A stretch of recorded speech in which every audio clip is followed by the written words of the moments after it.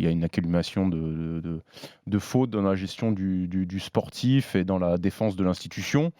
Il est absent depuis la mi-janvier, on ne l'a pas revu. Donc voilà, moi j'ai dans l'idée qu'un président, quand ça chauffe, on a besoin, nous les gens, de voir un visage, quelqu'un qui montre que l'institution est forte, qu'il va prendre les choses en main. Il a laissé un flou et nous, on s'engouffre dedans. Donc, toutes les rumeurs sont permises. Et je trouve que pour un président de club, il ne fait pas le taf. Il y a quand même un truc, c'est que c'est vrai, quand le Qatar est arrivé, il y avait eu un souffle, quoi. Ils ont un peu sauvé le foot français, il faut dire la vérité, à un certain moment. Avec les droits télé, la création de BeIN, la reprise du PSG et tout. Et là, ils ont vécu une année totalement pourrie entre ce qui se passe à Paris et ces affaires. Après, rien à voir avec le Qatar. Hein. Enfin, moi, c'est lui en particulier, c'est la personne de Nasser. Moi, ça n'a rien à voir avec le lien entre les Qataris et le Paris Saint-Germain. Moi, j'aimerais qu'il y ait un président qui soit un peu plus représentatif et charismatique, quoi, qui prenne les choses en main. Après, il était là dans les bonnes périodes aussi du PSG, et il faut aussi s'en souvenir. Donc, comme quoi, il n'est pas le seul responsable. Bien sûr, moi, je l'écoute tout ce que tu dis, et il y en a beaucoup qui pensent comme toi, même des fans et des vrais supporters du Paris Saint-Germain. Mais il a quand même fait des bonnes choses. C'est un président, et Luc, tu sais de quoi je parle, c'est un président qui est dans l'affectif. Alors, il y a différentes sortes de présidents. Moi, j'en ai connu. Il y en a qui sont... qui sont durs à tous les niveaux, que ce soit en égo, mais même dans le rapport avec les joueurs, et d'autres qui sont très proches des joueurs, mine de rien.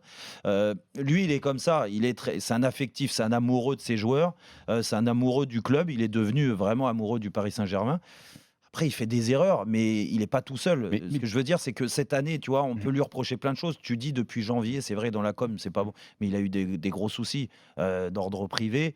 Ça peut arriver à tout le monde, malheureusement. En plus, il est à droite et à gauche, là-bas, on lui fait faire un petit peu tout. Et... On lui reproche d'avoir beaucoup de casquettes. Dans ces cas-là, ton rôle, c'est de mettre quelqu'un qui peut prendre ta place dans ce rôle-là. Je pense qu'il a voulu déléguer à certaines personnes, dont Antero Henrique aussi.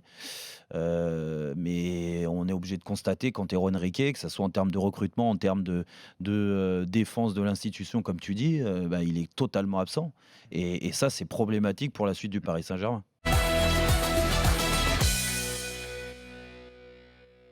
Moi, ce qui me dérange, c'est pas les équipes du haut, parce qu'on retrouvera toujours les mêmes. Et celles-là, elles ont la garantie de toute façon quand elles commencent un championnat, sauf cas exceptionnel, de dégringoler en Ligue 2. En général, elles ne dégringolent pas. Donc, elles se maintiennent. Mais c'est les autres, en fait. Moi, j'ai peur que ce système-là, donc Ligue fermée, donc les clubs, en effet, une année en difficulté, et que ça fausse la suite du championnat, parce qu'ils vont lâcher. Pas du tout. C'est ce que j'ai proposé, c'est-à-dire que ceux qui à la fin de la première phase ne sont pas dans les cadres de leur région. Tu fais Ligue Nord et Ligue Sud, tu refais un championnat avec une qualification pour la Ligue Europa. Donc ça tient parfaitement la route. Simplement, il faudrait le lire pour vous rendiez compte. Mais tes 48 clubs français, parce que quand tu regardes le territoire français, tu as un territoire qui est homogène. Moi, je dis simplement, et il faut que vous vous en rendiez compte, parce que ce qui se passe dans la coulisse, c'est que le président de la DNCG, il change tous les 2 ans. Pourquoi ? C'est parce que les clubs, on sait très bien qu'on fait des arrangements. Les clubs, on les laisse passer. À un moment donné, ils ne payent plus vraiment les fournisseurs. Et puis à un moment donné, ça pète. Mais ça pète parce qu'il faut que le championnat continue. Donc on ferme les yeux sur des structures qui ne sont pas assez solides pour assumer les coûts qu'elles sont obligées d'assumer. Les salaires ont monté et les recettes ne sont pas montées en proportion. Donc... je te dis, malheureusement, c'est mon faute de commerce. Bastia qui saute, Valenciennes qui saute. J'ai juste une question.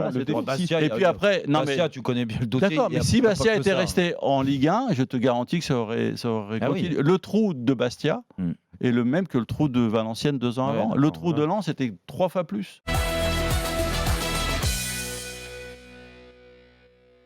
Djibouti-Swaziland, 6-0 pour le Swaziland. Non. Pas sûr. Non, je crois que le dernier match officiel, c'était contre l'Éthiopie, une défaite 4-1. Ah bon, écoute... C'est juste après une belle équipe.